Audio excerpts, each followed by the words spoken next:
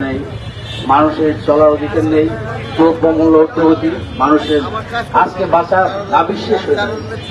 তারই প্রতিবাদে আজকে সারা বাংলাদেশে আজকে এই প্রতিবাদ, এই লিফলেট বিতরণ অনুষ্ঠান চলছে। তারই ধারাবাহিকতা আজকে আমাদের দেখা যায়। আপনারা জানেন কিছুদিন পূর্বে যে নির্বাচন হয়েছে, যে নির্বাচনে দেশের মানুষ নির্বাচন থেকে বিরত ছিল, যেটা আমরা বিগত দিনে আন্দোলনে আমাদের কথা ছিল এই নির্বাচন বর্জন করা। এদেশের মানুষ, এদেশের 95% মানুষ নির্বাচন বর্জন করেছে। অর্থাৎ আপনারা যে আন্দোলন সংগ্রাম করেছেন, আপনাদের আন্দোলন সংগ্রাম সফল হয়েছে। আজকে তারা ক্ষমতায় বসে আছে, জোর করে ক্ষমতা দখল করে আছে। মানুষের ভোটের প্রয়োজন হয় না। আজকে মানুষের নির্বিচারে মানুষকে বিভিন্নভাবে হয়রানি করছে। কাজেই আমাদের এখান থেকে বেরিয়ে আসতে হবে, সাধারণ মানুষকে বাঁচাতে হবে, দেশকে বাঁচাতে হবে। তার জন্য দরকার আমাদের সকলের ঐক্যবদ্ধ। কাজেই আমি ঢাকা জেলা বিএনপির পক্ষ থেকে আপনাদেরকে অনুরোধ করব, আপনারা ঐক্যবদ্ধভাবে মানুষের অধিকার ফিরে আনার জন্য, গণতন্ত্র ফিরে আনার জন্য, মানুষের ভোটের অধিকার ফিরে আনার জন্য যে সমস্ত কর্মসূচি আগামীতে আসবে, সমস্ত কর্মসূচিতে আপনারা ঐক্যবদ্ধভাবে পালন করবেন এই আশা এবং প্রত্যাশা ব্যক্ত করে আপনারা সকলে যে কষ্ট করে আজকের বিতরণী অনুষ্ঠান সফল করার জন্য এসেছেন, তার জন্য আমি ঢাকা জেলার পক্ষ থেকে ধন্যবাদ জানাচ্ছি। সবাইকে ধন্যবাদ। বাংলাদেশ জিন্দাবাদ, বাংলাদেশ জাতীয়তাবাদী দল জিন্দাবাদ, শহীদ জিয়া অমর হোক, খালেদা জিয়া জিন্দাবাদ, তারেক রহমান জিন্দাবাদ, ঢাকা জেলা জিন্দাবাদ। সবাইকে ধন্যবাদ। আমাদের মাঝে উপস্থিত আছেন সুবাড্ডা 1-2-3 সংগ্রামী সভাপতি মতিউর রহমান চঞ্চল। আমরা শুভেচ্ছা এবং অভিনন্দন জানাচ্ছি। এ পর্যায়ে সভাপতির বক্তব্য নিয়ে আসতে ঢাকা জেলা বিএনপি সংগ্রামী সিনিয়র সহসভাপতি শাহ মাইনুল ইসলাম বিল্টু। বিসমিল্লাহির রহমানির রহিম।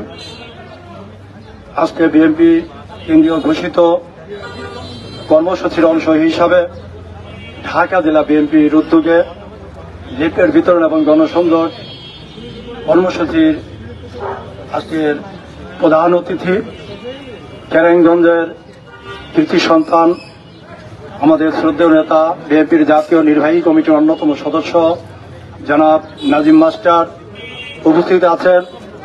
ঢাকা জেলা বিএনপির সংগ্রামী সাধারণ সম্পাদক, যিনি রাজকন্যা হিসাবে আমাদের ইতিমধ্যে খ্যাত অর্জন করেছেন, যিনি অগ্নিকন্যা হিসাবে আন্দোলন সংগ্রামে, প্রত্যেকটা আন্দোলন সংগ্রামে যিনি সবসময় রাজপথে থাকেন, সেই আমাদের নেত্রী অ্যাডভোকেট রিপন রায় চৌধুরী উপস্থিত আছেন।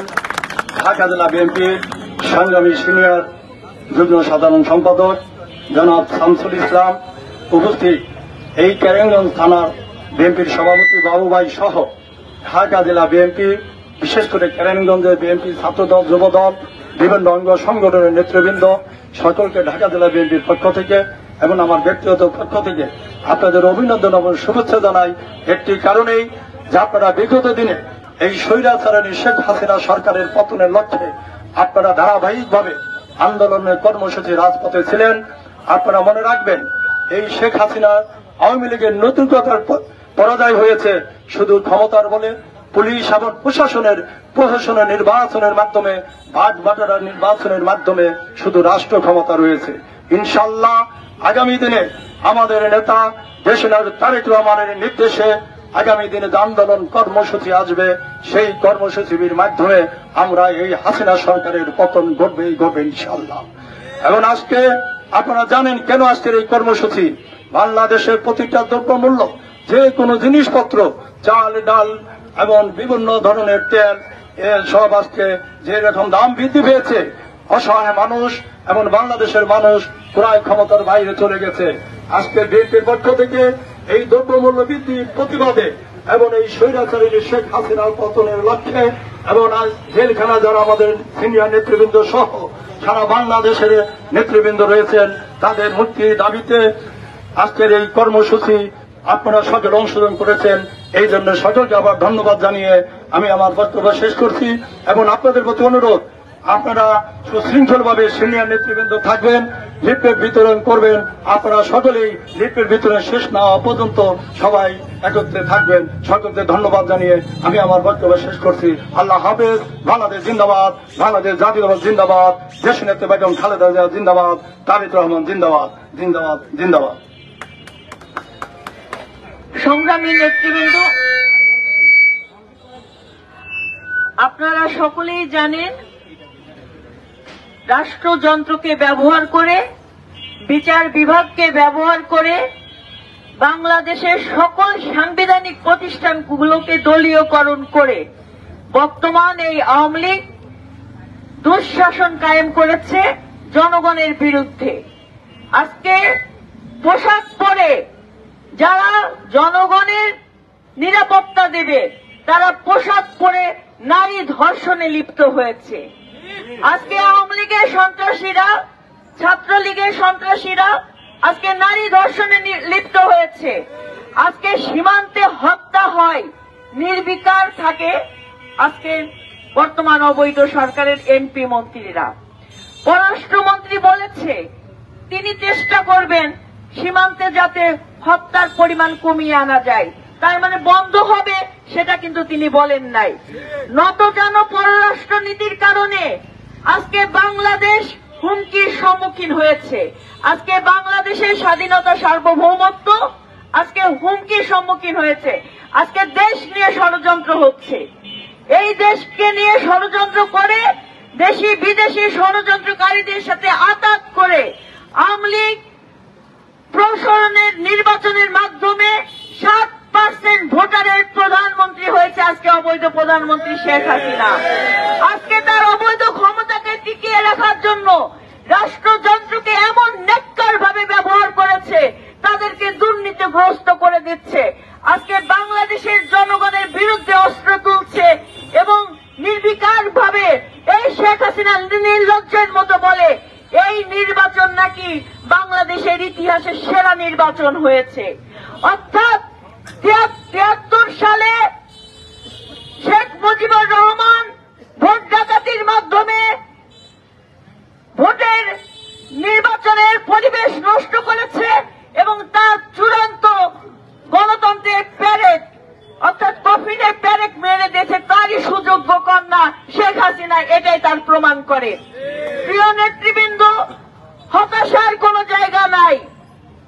হতাশ বাংলাদেশ নয়, বাংলাদেশ জাতীয়তাবাদী দল নয়। হতাশা আমরা দেখতে পাই কার চোখে মুখে? এই অবৈধ সরকারের প্রধানমন্ত্রী তার এমপি মন্ত্রীদের চোখে। কাদের আমাদের উপদেশ দেন, আন্দোলন করেন না সরকার পতনের, ওনারা আরো দীর্ঘমেয়াদী থাকবেন।